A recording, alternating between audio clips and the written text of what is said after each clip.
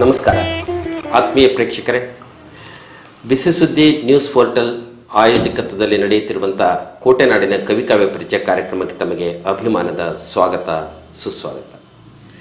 ಆತ್ಮೀಯ ಪ್ರೇಕ್ಷಕರೇ, ಬದುಕಿನ ನಾನಾ ಮುಖಗಳನ್ನು ಪರಿಚಯಿಸುತ್ತಾ ಹೊರಟ ಈ ವಾಹಿನಿಯ ಒಂದು ಕಾರ್ಯದಲ್ಲಿ ಈ ಹೊತ್ತು ಕೇವಲ ಗೃಹಿಣಿಯಾಗಿ ಮನೆಯ ಒಳಗಡೆ ಬಂದಿಯಾಗದೆ ಒಬ್ಬ ಸ್ತ್ರೀ ಅಥವಾ ಹೆಣ್ಣು ಮಗಳು ತನ್ನ ಭಾವನೆಗಳನ್ನು, ಬದುಕಿನಲ್ಲಿ ಕಂಡುಂಡಂತಹ ಹಲವು ಹೊತ್ತು ವಿಚಾರಗಳನ್ನು ಇತರರೊಂದಿಗೆ ಹಂಚಿಕೊಳ್ಳುವ, ಸಂಘ ಸಂಸ್ಥೆಗಳನ್ನು ಕಟ್ಟಿ ಒಂದಷ್ಟು ಸಂಘಟಿತವಾದಂಥ ಜಾಗೃತಿಯನ್ನು ಮೂಡಿಸುವ ಕೆಲಸದಲ್ಲಿ ತೊಡಗಿಕೊಂಡವರು ಹಲವರು.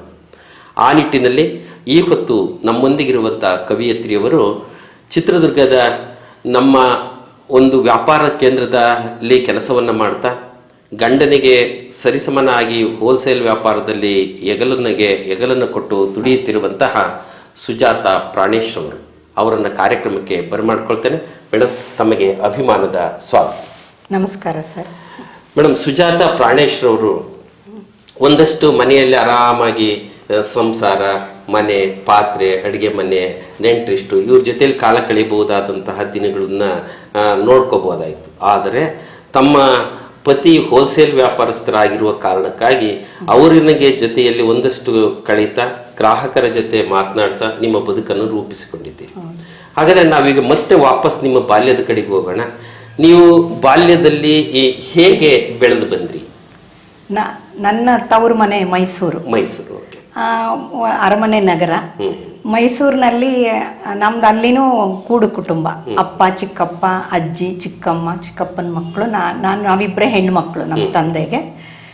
ಬಾಲ್ಯದಿಂದ ನಮ್ಮ ತಂದೆಗೆ ಓದೋ ಹವ್ಯಾಸ ಬಹಳ. ನಮ್ಮ ತಂದೆ ಚಿಕ್ಕ ವಯಸ್ಸಿನಲ್ಲೇ ಅವರ ತಂದೆನ ಕಳ್ಕೊಂಬಿಟ್ಟಿದ್ರು 3ನೇ ವಯಸ್ಸಿನಲ್ಲೇ. ಹಾಗಾಗಿ ಅವ್ರಿಗೆ ಹೆಚ್ಚು ಓದೋದಕ್ಕೆ ಅವಕಾಶ ಆಗಿರಲಿಲ್ಲ. SSLC ಮಾತ್ರ ಓದಿದ್ರು. ಆದ್ದರಿಂದ ಅವ್ರಿಗೆ ಮಕ್ಕಳನ್ನ ಚೆನ್ನಾಗಿ ಓದಿಸ್ಬೇಕು ಅಂತ ತುಂಬ ಇಷ್ಟ ಇತ್ತು. ಹಾಗೇನೆ ಪುಸ್ತಕ ಓದೋ ಹವ್ಯಾಸ ಅವ್ರಿಗೆ ಭಾಳ ಇದ್ದಿದ್ರಿಂದ ನಮ್ಮನೆ ಎಲ್ಲ ಥರ ಆಗ ಬರ್ತಿದ್ದ ಗೋಕುಲ, ಕರ್ಮವೀರ, ಸುಧಾ, ತರಂಗ, ಕಸ್ತೂರಿ, ಮತ್ತೆ ಇನ್ಯಾವುದು ತಮಾಷೆದೊಂದು ಕೊರವಂಜಿ, ಎಲ್ಲ ಪುಸ್ತಕಗಳು ಮನೆಗೆ ತರಿಸ್ತಾ ಇದ್ರು. ಹಾಗೆ ಆ ಪುಸ್ತಕಗಳನ್ನು ನೋಡಿ ಓದೋ ಹುಚ್ಚು ನನಗೆ ಬಂದ್ಬಿಡ್ತು ಒಂಥರ. ಪ್ರತಿಯೊಂದನ್ನು ಓದೋಕ್ಕೆ ಶುರು ಮಾಡ್ತಿದ್ದೆ. ಗೋಕುಲ ಪತ್ರಿಕೆನಲ್ಲಿ ಫಸ್ಟ್ ನಾನು ಓದಿದ್ದ ಇನ್ನು 7ನೇ ಕ್ಲಾಸ್ ಇದ್ದೆ ಅನ್ಸುತ್ತೆ. ನಮ್ಮ ತ್ರಿವೇಣಿಯವರು ಬರೆದಿದ್ದಂಥ ಶರಪಂಜರ ಧಾರಾವಾಹಿಗೆ ಬರ್ತಿತ್ತು.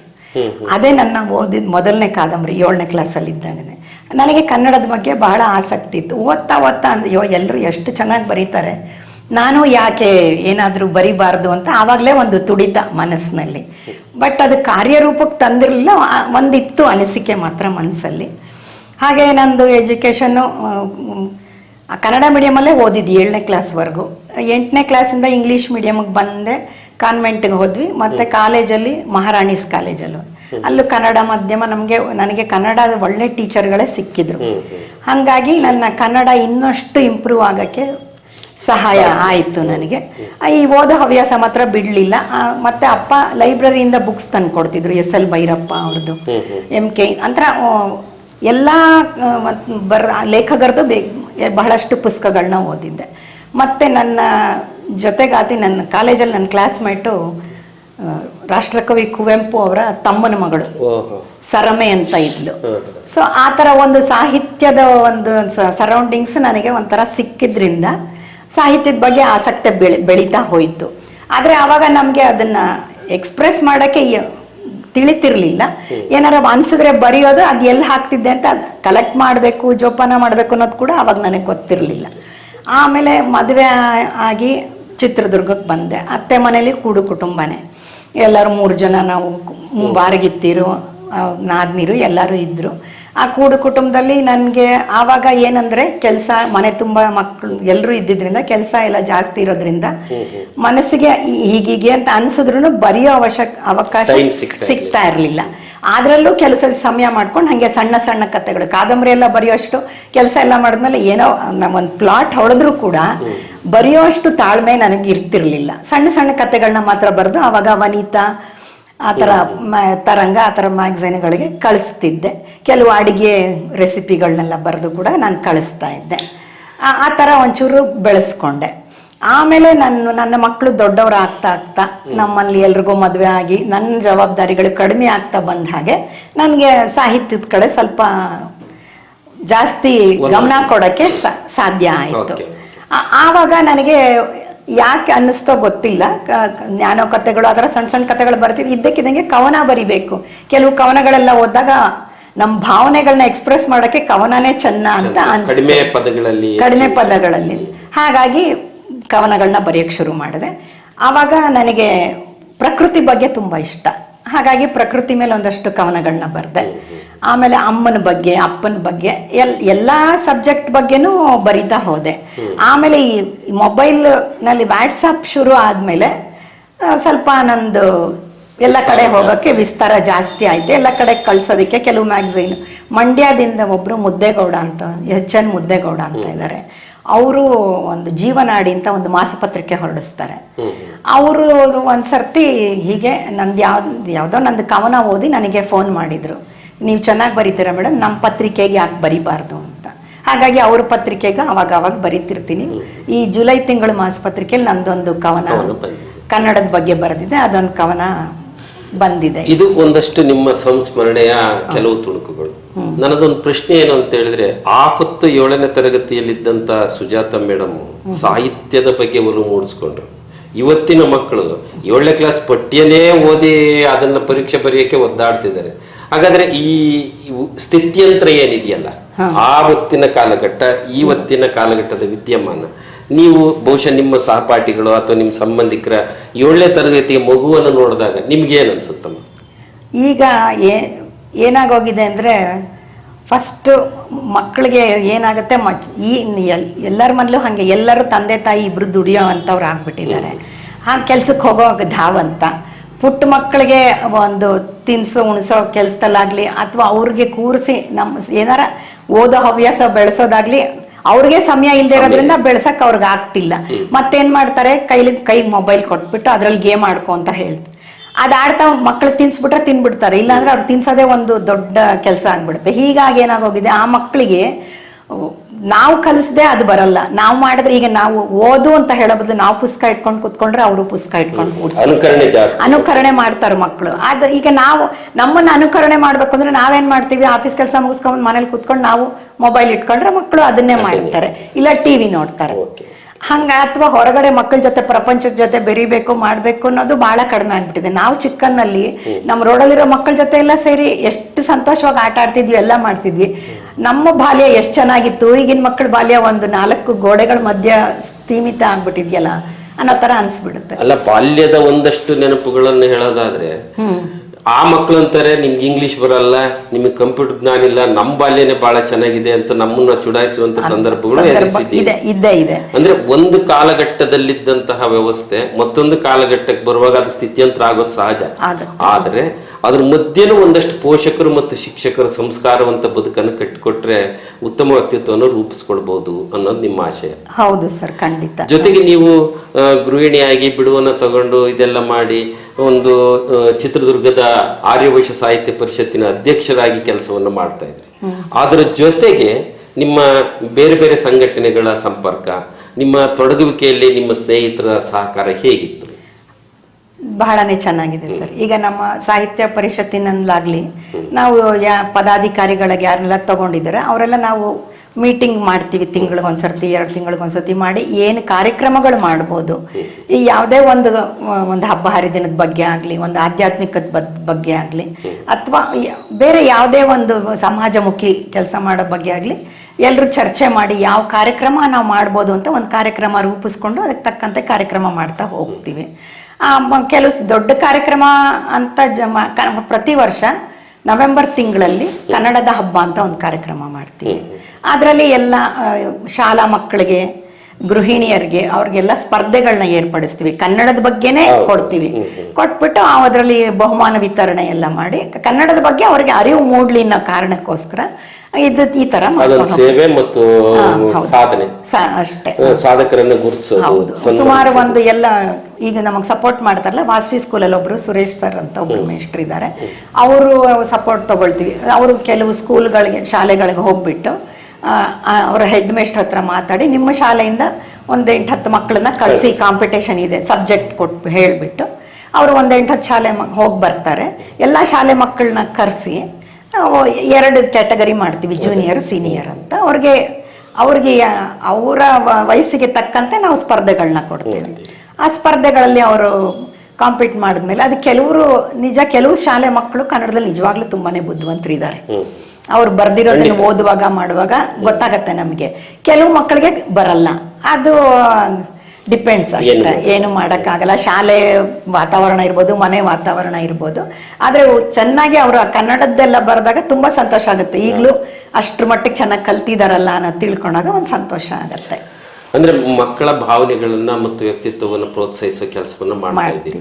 ಜೊತೆಗೆ ಸುಜಾತ ಮೇಡಮ್ ಅವರು ಒಂದಷ್ಟು ದಿನಗಳ ಹಿಂದೆ ಈ ತರಂಗ ಆಗ್ಬೋದು, ಬೇರೆ ಬೇರೆ ಆದಂತಹ ವಾರಪತ್ರಿಕೆಗಳಿಗೆ ಕಥೆಗಳನ್ನು ಬರೀತಾ ಇದ್ರು. ಒಬ್ಬ ಕಥೆಗಾರ್ತಿಯಾಗಿ ರೂಪುಗೊಳ್ಳಬಹುದಾದಂಥ ಸಂದರ್ಭಗಳಿದ್ದಾಗಿಯೂ ಸಡನ್ ಆಗಿ ನೀವು ಕವನದ ಕಡೆ ಹೋಗ್ತೀರಿ, ಪುಟ್ಟ ಸಾಲುಗಳಲ್ಲಿ ಬರಿತೀರಿ, ಮತ್ತೊಂದಷ್ಟು ಮ್ಯಾಗಝಿನ್ಗಳಿಗೆ ಹಾಕ್ತೀರಿ. ಇದು ಒಲವು ಮೂಡಿದ್ದು ಹೇಗೆ? ಅದೇ ನನಗೂ ಗೊತ್ತಾಗ್ತಿಲ್ಲ ಸರ್. ಅಂದ್ರೆ ನಾನು ಕತೆಗಳನ್ನ ಬರೆಯುವಾಗ ಅದಕ್ಕೆ ಹೆಚ್ಚು ಸಮಯ ತಗೊಳುತ್ತೆ. ಒಂದು ಅನ್ಕೊಂಡ್ರು ನನಗೆ ಆವಾಗ ಸ್ವಲ್ಪ ಸಮಯ ಭಾವ, ಅಂಗಡಿಗೆ ಹೋಗೋದೆಲ್ಲ ಇರ್ತಿತ್ತು. ಆಗ ಪ್ರಯತ್ನ ಪಟ್ಟಾಗ ಕವನ ಬರೆದಾಗ ನಾನು ಬರೀಬಲ್ಲೆ ಅನ್ನೋ ಒಂದು ಆತ್ಮವಿಶ್ವಾಸ ಬಂತು. ಸರಿ, ನನ್ನ ಭಾವನೆಗಳನ್ನ ಅಷ್ಟು ದೊಡ್ಡದಾಗಿ ಬರೆಯೋಕೆ ಸಮಯ ಇಲ್ಲದಾಗ ಚಿಕ್ಕದಾಗಿ ಬರೆಯೋಣ ಅನ್ನೋ ಒಂದು ಆಲೋಚನೆ ಮನಸ್ಸಿಗೆ ಬಂದಿದ್ರಿಂದ ನಾನು ಕವನಗಳ ಕಡೆ ನಿಮ್ಮನ್ನು ಈ ಸಾಹಿತ್ಯ ಚಟುವಟಿಕೆ, ಈ ಸಾಮಾಜಿಕವಾದ ಪರಿಷತ್ತಿನ ಸಂಪರ್ಕ ಇವನ್ನೆಲ್ಲ ಮಾಡ್ಕೊಂಡು ಹೋಗುವಾಗ ಪ್ರಾಣೇಶ್ ಸರ್ ಅವರು ಹೇಗೆ ನಿಮ್ಗೆ ಸಪೋರ್ಟ್ ಮಾಡ್ತಾರೆ? ಚೆನ್ನಾಗಿ ಸಪೋರ್ಟ್ ಮಾಡ್ತಾರೆ ಸರ್. ಅವ್ರು ಓದ್ತಾರೆ, ಅವ್ರಿಗೇನು ಬರೆಯೋ ಹವ್ಯಾಸ ಎಲ್ಲ ಇಲ್ಲ. ಅವರು ಬಿಸಿ ಶೆಡ್ಯೂಲ್ ಇರೋದು, ಬಿಡುವಿನ ವೇಳೆನಲ್ಲಿ ನಾನು ಬರ್ದಿದ್ದನ್ನು ಓದ್ತಾರೆ. ಮತ್ತೆ ಈಗ ವಾಟ್ಸಾಪ್ ಇರೋದ್ರಿಂದ ನಾನು ಬರ್ದಿದ್ದನ್ನ ಅವರ ಪರಿಚಯಸ್ಥರಿಗೆಲ್ಲ ಮೊದಲ ಪ್ರೇಕ್ಷಕರು ಮುಂತಳ್ತಾರೆ. ಆ ತರ ನನಗೆ ಸಪೋರ್ಟ್ ಮಾತ್ರ ಮಾಡ್ತಾರೆ. ಏನೇ ಬರೆದ್ರು ಏನೇ ಮಾಡಿದ್ರು. ಈಗ ಬೆಳಗ್ಗೆ ಸಾಮಾನ್ಯವಾಗಿ 10:30 ಅವ್ರ ಅಂಗಡಿಗೆ ಹೋಗ್ತಾರೆ. ನಾನು 12 ಗಂಟೆಗೆ ಹೋಗಿ ಅವ್ರನ್ನ ಬ್ಯಾಂಕ್ಗೆ ಹೋಗ್ತಾರೆ ಅವರು. ಅವಾಗ 12 ಸೊ ನನ್ನ ಕೆಲಸ ಅದ್ರ ಮಧ್ಯದಲ್ಲಿ ಒಂದ್ ಕಡೆ ವ್ಯಾಪಾರ, ಮತ್ತೊಂದ್ ಕಡೆ ಸಾಂಸಾರಿಕ ಬದುಕು, ಮತ್ತೊಂದ್ ಕಡೆ ಮಕ್ಕಳ ಜವಾಬ್ದಾರಿ, ಸಾಹಿತ್ಯ ಪರಿಸ್ಥಿತಿ, ಇದ್ರ ಜೊತೆ ನಿಮ್ಮದೊಂದು ಕವನ ಸಂಕಲನ ಮಹಾಮೌನವಾದ ಒಂದು ಕೃತಿಯನ್ನ ನೀವು ಬರೆದಿದ್ದೀರಿ. ಈ ಕೃತಿ ನಂತರದಲ್ಲಿ ಮತ್ತಷ್ಟು ಏನಾದ್ರು ಅಚ್ಚಿಗೆ ರೆಡಿಯಾಗಿರುವಂತ ಕವನಗಳಿದ್ದಾವೆ? ಇದೆ ಸರ್, ಆದ್ರೆ ಅಚ್ಚಿಗೆ ಕಳಿಸ್ಬೇಕು ಅಂತ ಅನ್ಕೊಳ್ತಿಲ್ಲ. ಯಾಕಂದ್ರೆ ಈಗ 1,000 ಪುಸ್ತಕ ನಾವು ಅಚ್ಚ ಹಾಕಿಸ್ಬೇಕು ಅಂದ್ರೆ ಅದಕ್ಕೆ ಎಷ್ಟು ಖರ್ಚು ವೆಚ್ಚ ಎಲ್ಲ ಬರುತ್ತಲ್ವಾ. ಅದನ್ನ ನಮಗ್ ಮಾರಾಟ ಮಾಡಕ್ಕಂತ, ಯಾಕಂದ್ರೆ ಈಗ ಕೊಂಡು ಓದುವ ಪ್ರೇಕ್ಷಕರು ಬಹಳ ಕಡಿಮೆ ಇದ್ದಾರೆ. ಓದೋ ಬಗ್ಗೆ ಯಾರಿಗೂ ಜಾಸ್ತಿ ಇಂಟ್ರೆಸ್ಟ್ ಇಲ್ಲ. ಇನ್ನು ಬೇಕಾದ್ರೆ ವಾಟ್ಸಪ್ ಅಲ್ಲಾದ್ರೂ ನೋಡ್ತಾರೋ ಏನೋ, ಪುಸ್ತಕ ಮಾತ್ರ ಕೊಂಡ್ಕೊಡಲ್ಲ. ಈಗ ನಾನು ಪ್ರಿಂಟ್ ಹಾಕ್ಸಿರೋದ್ರಲ್ಲಿ ಹೆಚ್ಚು ಕಡಿಮೆ ಅರ್ಧಕ್ಕರ್ಧ ಎಲ್ಲ ಫ್ರೀಯಾಗೇ ಕೊಟ್ಟಿದ್ದೀನಿ. ನನಗೆ ಬೇಕಾದವ್ರಿಗೆ, ಅವ್ರಿಗೆ ಫ್ರೆಂಡ್ಸ್ಗೆ, ಇವ್ರಿಗೆ ಅಂತೇಳಿ ಕೊಟ್ಟಿದ್ದೀನಿ. ನಾನು ಮಾರಾಟನೇ ಮಾಡ್ಬೇಕು ಅನ್ನೋ ಆಸೆಯಿಂದ ಏನ್ ಮಾಡಿಲ್ಲ. ಉಳಿಯುತ್ತೆ ಅನ್ನೋ ಅಷ್ಟು ಬಿಟ್ರೆ ಏನಿಲ್ಲ. ಈಗ ಇದೆ, ಇನ್ನೊಂದು ಅಚ್ಚ ಹಾಕ್ಸೋಷ್ಟು ಬರ್ದಿರೋ ಇದೆ ನನ್ನ ಒಂದು ಒಳ್ಳೆ ದಿನ ನಾವು ನಿರೀಕ್ಷೆ ಮಾಡೋಣ ಅಷ್ಟೇ. ಹಾಗೆ ಬರ್ಬೋದಾದಂತ ಅದು ಪ್ರತಿಫಲ ಆಮೇಲೆ, ಬಟ್ ಒಂದು ದಾಖಲೆಯಾಗಿ ಒಂದ್ ಕಡೆ ಉಳಿಯೋದು. ಅಂದ್ರೆ ಅದಕ್ಕೋಸ್ಕರ ನಾನೀಗ ಡೈರಿ 1-2-3 ಡೈರಿ ಮಾಡಿ ಕವನಗಳನ್ನೇ ಒಂದರಲ್ಲಿ. ಈಗೇನಾಗೋಗಿದೆ, ಕವನಗಳಲ್ಲಿ ಸಾಹಿತ್ಯ ಪ್ರಾಕಾರಗಳು ಬಹಳ ಬಂದಿದ್ದಾವೆ. ಹಾಯ್ಕು, ಹನಿಗವನ, ಚುಟುಕು, ರುಬಾಯಿ, ಟಂಕ ಅಂತ ಹೇಳಿ ಬೇರೆ ದೇಶದ್ದೆಲ್ಲರೂ, ಜಪಾನ್ದು ಹಾಯ್ಕು ಅಂತಾರೆ, ಮತ್ತು ಥೈಲ್ಯಾಂಡ್ದೊಂದು, ಎಲ್ಲ ಎಲ್ಲ ಕಡೆದೂ ಅವೆಲ್ಲ ಕೇವಲ 5 ಲೈನು 4 ಲೈನು ಆ ಥರನೇ ಇರುತ್ತೆ. ಸೊ ಅವನ್ ಬರೆಯೋದು ಸ್ವಲ್ಪ ಸುಲಭ. ಅಕ್ಷರಗಳು ಇಷ್ಟಿಷ್ಟು ಇರಬೇಕು ಅಂತ ನಾವೊಂದು ಮಾಡ್ಕೊಂಬಿಟ್ರೆ ಯಾವ್ದಾರ ಒಂದು ಸಬ್ಜೆಕ್ಟ್ ತಗೊಂಡ್ರೆ ಬರಿಬೋದು. ಅದನ್ನು ಬಹಳ ಬರ್ದಿದ್ದೀನಿ ನಾನು. ಈ ಪುಸ್ತಕದಲ್ಲೂ ಕೆಲವು ಇದ್ದಾವೆ, ಅವನೇ ಅಲ್ಲ. ಈಗ ಅವನೇ ಬೇರೆ ಬೇರೆ ಡೈರಿನಲ್ಲಿ ಬರೆದು ನಾನು ಬರ್ದಿದ್ದನ್ನ ಜೋಪಾನ ಮಾಡಿದ್ದೀನಿ. ಅದಕ್ಕೆ ಒಳ್ಳೆ ದಿನ ಯಾವಾಗ ಬರುತ್ತೋ ಗೊತ್ತಿಲ್ಲ. ಬರ್ಲಿ ಅಂತ ತೊಂದರೆ ಇಲ್ಲ, ಒಂದ್ ಕಡೆ ದಾಖಲೆ ಆಗಿರುತ್ತೆ. ಹಾಗಾದ್ರೆ ನೀವು ಬರೆದಂತಹ ಕವನಗಳು ಅಥವಾ ನೀವು ಬರೆಯುವಂತ ಇದು ನಿಮ್ಮ ಪರಿಷತ್ನಲ್ಲಿ ನಿಮ್ಮ ಪ್ರೆಸೆಂಟೇಶನ್ ಮಾಡೋದು, ಇವಕ್ಕೆಲ್ಲ ಪ್ರೋತ್ಸಾಹ ಸಿಗ್ತಾ ಹೋಯ್ತು. ಜೊತೆಗೆ ಈ ಹೊತ್ತು ಈ ವಾಹಿನಿ ಮೂಲಕ ನಿಮ್ಮ ಒಂದು ಕವನವನ್ನ ಈಗ ವಾಚನ ಮಾಡಿ. ಆಯ್ತು ಸರ್. ನಾನು ಒಂದು ಅಮ್ಮನ ಬಗ್ಗೆ ಒಂದು ಕವನದ ಶೀರ್ಷಿಕೆ ಮಾತೆ ಅಂತಾನೆ. ಮಾತೆ. ಅಂದ್ರೆ ಚಿಕ್ಕದೇ 12 ಸಾಲಿನ ಕವನ. ತೊಂದ್ರೆ ಇಲ್ಲ. ಆ ಅಮ್ಮನ ಋಣ ನಾವು ತೀರಿಸೋದು ತುಂಬ ಕಷ್ಟ, ಹಾಗಾಗಿ ನಾನು ಬರೆದಿದ್ದೀನಿ. ಬೆಚ್ಚಗೆ ಮಲಗಿದ್ದೆ ನಿನ್ನ ಉದರದೊಳಗೆ ಅಮ್ಮ, ಹೊರಗೇಕೆ ಕರೆ ತಂದೆ ಈ ದುಷ್ಟ ಪ್ರಪಂಚಕ್ಕೆ, ನಿನ್ನಾಸರೆ ಇರುವವರೆಗೆ ನಾನು ಸುರಕ್ಷಿತೆ, ನಿನ್ನೆಯ ಮಡಿಲು ನನಗೆ ಶ್ರೀರಕ್ಷೆ. ಕಲಿಸಿಕೊಡು ನನಗೂ ಧೈರ್ಯ ತಾಳ್ಮೆ ಸಹನೆ, ಈ ಜಗವನ್ನೆದುರಿಸಲು ನೀಡು ನನಗೆ ಬೋಧನೆ. ಸಮಾಜವನ್ನೆದುರಿಸುವೆ ನನ್ನ ಸಲುವಾಗಿ, ಕಾಪಾಡುವೆ ನನ್ನನ್ನು ಪ್ರೇಮಮಯಿಯಾಗಿ. ಬಂದ ಕಷ್ಟಗಳನ್ನೆದುರಿಸಿ ನನ್ನ ಸಾಕಿ ಸಲಹಿದೆ, ತೀರಿಸಲಾರದ ಋಣ ನನ್ನ ಮೇಲಿದೆ. ಮರುಜನ್ಮವಿದ್ದರೆ ನಿನಗೆ ಅಮ್ಮನಾಗಿ ಬರುವೆ, ಪ್ರೀತಿ ವಾತ್ಸಲ್ಯಗಳ ಧಾರೆ ಸುರಿಸಿ ಬಿಡುವೆ. ಭಾಳ ಕೊನೆಯ ಸಾಲುಗಳು ಭಾಳ ಅರ್ಥಪೂರ್ಣವಾಗಿದೆ. ಯಾಕೆಂದ್ರೆ ನಿನ್ನ ಋಣ ಹೇಗೆ ತೀರಿಸ್ಲಮ್ಮ ಅಥವಾ ಆ ಋಣ ತೀರ್ಸಕ್ಕೆ ಅವಕಾಶ ಕೊಡುವಂತ ಮುಕ್ತಾಯ ಆಗ್ಬೇಕಾದ ಕಡೆ ನಾನೇ ನಿನಗೆ ತಾಯಿಯಾಗಿ ಬರ್ತೀನಿ ಅನ್ನುವಂಥ ಹಂಬಲ ಇದೆಯಲ್ಲ, ನಿಜಕ್ಕೂ ಸಹ ಅದು ಹೆಣ್ತನದ ಮತ್ತು ಹೆಣ್ಣು ಮಗಳ ಬಹುದೊಡ್ಡ ಆಸೆ ಅಂತ ನಾನು ಅದು ಭಾವಿಸ್ತೇನೆ. ಹಾಗಾದ್ರೆ ಈ ಕವನವನ್ನು ಬರೆದ ಸಂದರ್ಭ ಯಾವುದು? ಒಂಥರ ಅಮ್ಮನ ನೆನೆಸ್ಕೊಂಡಾಗ, ನಾವು ಚಿಕ್ಕ ವಯಸ್ಸಲ್ಲಿದ್ದಾಗ ಅಮ್ಮ ಎಷ್ಟು ಕಷ್ಟಪಡ್ತಿದ್ರು ನಮ್ಮನ್ನೆಲ್ಲ ನೋಡ್ಕೊಳ್ಬೇಕಾರೆ ಮಾಡ್ಬೇಕಾರೆ. ಒಂಥರ ಅವ್ರ ಮೂಲಕನೇ ನಾವು ಕಲಿಬೇಕಂದ್ರೆ ಅಮ್ಮನಿಂದ ಬರೋ ಸಂಸ್ಕಾರದಿಂದಾನೇ ಕಲಿಯೋಕೆ ನಾವು ಸಾಧ್ಯ. ಈಗ ಅವ್ರು ನಮಗೆ ಧೈರ್ಯ ಸಹನೆ ಎಲ್ಲ, ಈಗ ಸಿಟ್ಟು ಇದ್ದಾಗ ಸಹನೆಯಿಂದ ಇದ್ರೆ ಹೇಗೆ ಜೀವನ ಇರುತ್ತೆ ಅನ್ನೋದಕ್ಕೆ, ಅದಕ್ಕೆಲ್ಲ ಅಮ್ಮ ನಮಗೆ ಒಂದು ಸಪೋರ್ಟ್ ಕೊಟ್ಕೊಂಡು ಬಂದಿದ್ರಿಂದ ಅನ್ನಿಸ್ತು ಅಮ್ಮನ ಬಗ್ಗೆ ಬರಿಬೇಕು ಅಂತ. ಹಾಗಾಗಿ ಬರೆದೆ. ಮತ್ತೊಂದು ಕವನವನ್ನು ವಾಚನ ಮಾಡಿ. ಮತ್ತೊಂದು ಈಗ ಅದೇ ಈ ಪುಸ್ತಕದ ಟೈಟಲ್ ಪ್ರಕೃತಿ ಬಗ್ಗೆ ಬರೆದಿದ್ದೀನಿ. ಕವನದ ಶೀರ್ಷಿಕೆ ಮಹಾಮೌನನಾದ. ಪ್ರಕೃತಿ ಮಾತೆಯ ಮೌನನಾದ ಕಿವಿಗೊಟ್ಟು ಕೇಳಲು ಎನಿತು ಚಂದ. ಮುಂಜಾನೆಯ ಮೌನದಲ್ಲಿ ಹಕ್ಕಿಗಳ ಚಿಲಿಪಿಲಿ ನಾದ, ತರುಲತೆಗಳು ಬಳುಕಿ ಬಾಗುವ ನಾದ. ಉದಯಿಸುತ್ತಿಹ ಸೂರ್ಯನ ಹೊಂಬಣ್ಣದ ನಾದ, ಅರಳುತಿಹ ಹೂಗಳ ಕಂಪಿನ ನಾದ. ಹಾರಾಡುವ ದುಂಬಿಗಳ ಝೇಂಕಾರ ನಾದ, ಹರಿಯುತಿಹ ನದಿಗಳ ಜುಳುಜುಳು ನಾದ. ಗಗನದಲ್ಲಿ ಮೋಡಗಳು ಚಲಿಸುವ ನಾದ, ಮಿಂಚುಗುಡುಗುಗಳು ಆರ್ಭಟಿಸುವ ನಾದ. ಸುರಿಯುತಿಹ ಜಲಪಾತದ ಭೋರ್ಗರೆವ ನಾದ, ಸುಳಿಯುತಿಹ ಗಾಳಿಯ ಸುಯ್ ಸುಯ್ ನಾದ. ರಾತ್ರಿಯಲ್ಲಿ ಚಂದ್ರನ ತಂಪಿನ ನಾದ, ಮಿನುಗುತಿಹ ತಾರೆಗಳ ಹೊಳಪಿನ ನಾದ. ಹೇ ಮಾನವ ಅನುಭವಿಸು ಆನಂದದಿ ಈ ನಾದ, ಶಬ್ದ ಮಾಲಿನ್ಯ ತುಂಬಿದ ಜಗದಲ್ಲಿ ನಿನಗಾಗಿ ಕಾದಿದೆ ಈ ಮೌನನಾದ, ಮಹಾಮೌನನಾದ. ನಿಮ್ಮ ಆರಂಭದಿಂದ ಕೊನೆಯವರೆಗೂ ಬರುವ ಕವನ ನಾದದ ವಿವಿಧ ಮಜಲುಗಳನ್ನ, ಆರ್ಭಟಗಳನ್ನ, ಅದರ ಸಂದೇಶಗಳನ್ನ ಹೊತ್ತು ತರುತ್ತೆ. ಆದ್ರೆ ಕೊನೆಯಲ್ಲಿ ಅದು ಮೌನಕ್ಕೆ ಶರಣ ಆಗುತ್ತಲ್ಲ, ಏನದ್ರ ಉದ್ದೇಶ? ಅಲ್ಲ, ಮೌನವಾಗಿ ನಾವು ಅದನ್ನ ನಮ್ಮ ಶಬ್ದ ಮಾಲಿನ್ಯ ಈ ಮಾಲಿನ್ಯಗಳಲ್ಲಿ ನಾವು ಅದನ್ನೆಲ್ಲ ಅನುಭವಿಸೋ ಸ್ಥಿತಿಲೇ ಇಲ್ಲ. ಈಗ ಆ ಒಂದು ಪ್ರಕೃತಿ ನೋಡಿ ಆನಂದ ಪಡೋ ಸ್ಥಿತಿಲೇ ಆಗಲಿ ಆ ಥರ ಇಲ್ವೇ ಇಲ್ಲ. ಹಾಗಾಗಿ ಮೌನವಾಗಿ ಕುಳಿತು ಸ್ವಲ್ಪ ಈ ಎಲ್ಲದರ ನಾದವನ್ನು ಅನುಭವಿಸು. ಸುತ್ತಮುತ್ತಿರುವಂತಹ ಈ ಪ್ರಕೃತಿಯಲ್ಲಿರುವಂತಹ ನಾದಗಳನ್ನು ಬಿಟ್ಟು ಪ್ರಕೃತಿಯ ನಾದವನ್ನು ಆಸ್ವಾದಿಸು, ಮೌನಿಯಾಗು, ಒಂದಷ್ಟು ಬದುಕನ್ನ ಸಾರ್ಥಕಪಡಿಸ್ಕೋ ಅನ್ನುವಂಥದ್ದು ಇದೆ. ಮತ್ತೊಂದು ಪ್ರಶ್ನೆ ಅಂತ ಹೇಳಿದ್ರೆ, ಬಾಲ್ಯವನ್ನ ಕಳೆದದ್ದು ಸಾಂಸ್ಕೃತಿಕ ನಗರಿ ಮೈಸೂರಿನಲ್ಲಿ, ವರ್ಷವಿಡೀ ಸಾಂಸ್ಕೃತಿಕ ವಾತಾವರಣದಲ್ಲಿ ಬದುಕಿದ್ದು. ಜೊತೆಗೆ ಕುವೆಂಪುರವರ ರಾಷ್ಟ್ರಕವಿಯವರ ಕುಟುಂಬದ ಕುಡಿಯೊಂದಿಗೆ ಬೆಳೆದಿದ್ದು.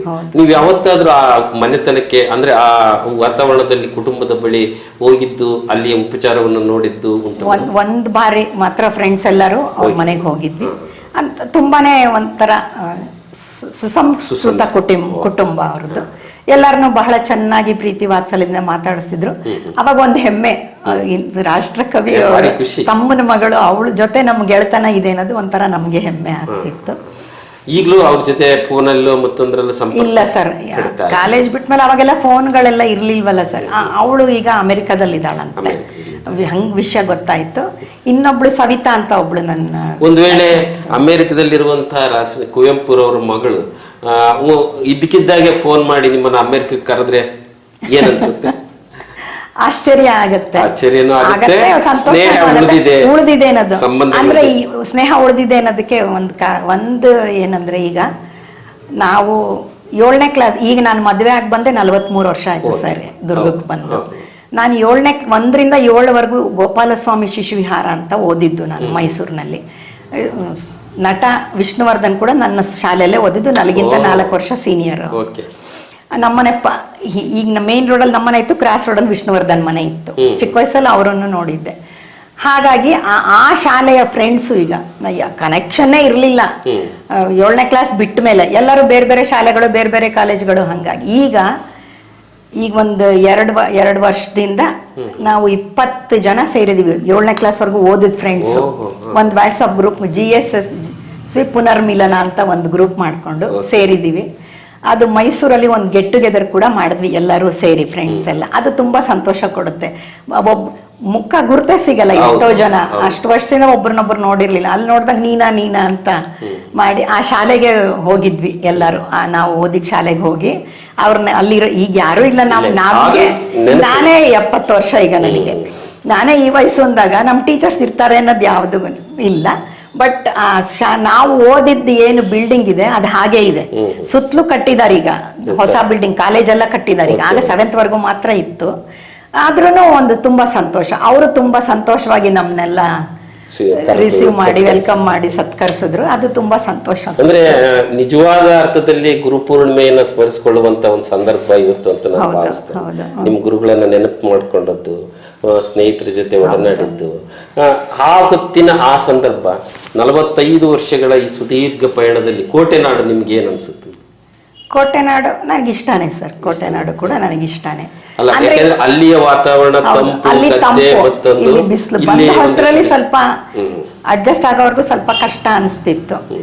ಒಂದ್ ವರ್ಷ ಮತ್ತೆ ಈಗ ಕೋಟೆನಾಡಿನ ಮಗಳೇ ಆಗಿದ್ದೀರಿ. ಖಂಡಿತ ಮೇಡಮ್, ಒಳ್ಳೇದು. ನೀವು ನಿಮ್ಮ ಸುದೀರ್ಘ ಬದುಕಿನ 70 ವರ್ಷಗಳ ಒಂದು ರಿವ್ಯೂ ಅನ್ನ ಅಂದ್ರೆ ಸ್ಮರಿಸಿಕೊಳ್ಳುವಂತ ಒಂದು ಸಂದರ್ಭ ನಮಗೆ ಸಿಕ್ಕಿದ್ದು ಬಹಳ ಖುಷಿ ಅನ್ಸಿತ್ತು.